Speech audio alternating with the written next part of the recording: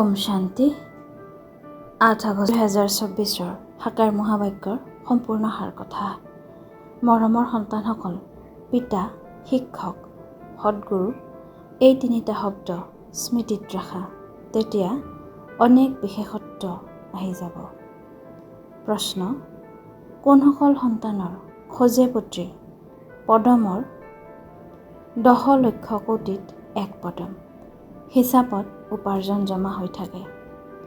উত্তৰ: যিয়ে নিজৰ প্ৰতিটো খোজ সেৱাৰ বাবে আগবঢ়াই থাকে, তেওঁৱে পদমৰ হিচাপত উপাৰ্জন জমা কৰে।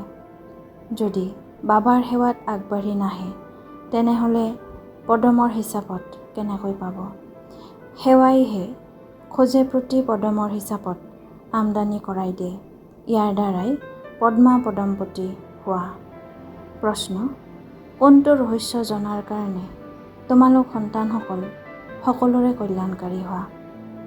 উত্তৰ: বাবাই আমাক সন্তানসকলক এইটো ৰহস্য বুজাইছে যে সকলোৰে এই এখনেই দোকান, ইয়ালৈ সকলো আহিবই লাগে।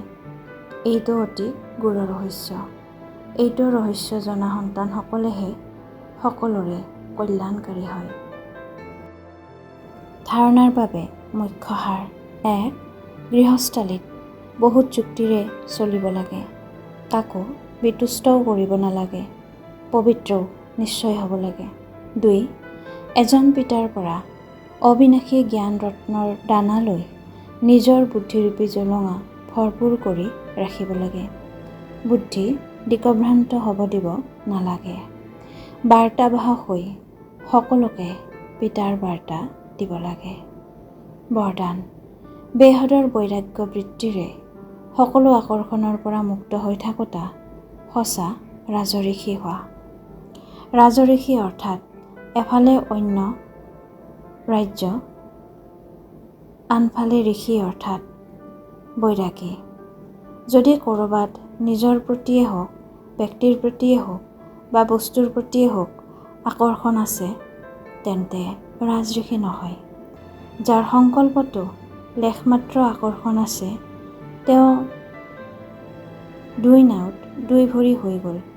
গতিকে তেওঁ এইফালৰো হৈ নাথাকিব আৰু সেইফালৰো হৈ নাথাকিব। সেইবাবে ৰাজঋষি হোৱা, বেহদৰ বৈৰাগী হোৱা অৰ্থাৎ একমাত্ৰ পিতা আন কোনো নাই, এইটো পাঠ দৃঢ় কৰা। শ্লোগান: ক্ৰোধ হৈছে অগ্নিৰূপ, যিয়ে নিজকো জ্বলায় আৰু আনকো জ্বলাই দিয়ে।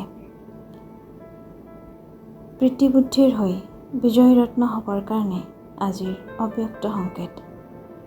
যি সদায় প্ৰীতিবুদ্ধিৰ, তেওঁ মনতো শ্ৰীমতৰ বিপৰীতে ব্যৰ্থ বা নেতিবাচক সংকল্প উদয় হ'ব নোৱাৰে। এনেকৈ প্ৰীতিবুদ্ধিৰ হৈ থাকোঁতাসকলেই বিজয় ৰত্ন হয়। ক'তোৱেই কোনো প্ৰকাৰে কোনো দেহধাৰীৰ প্ৰতি প্ৰীতি যাতে নাথাকে, তেনেহ'লে অপ্ৰীতিকৰ বুদ্ধিৰ তালিকাত আহি যাবা। ওম শান্তি।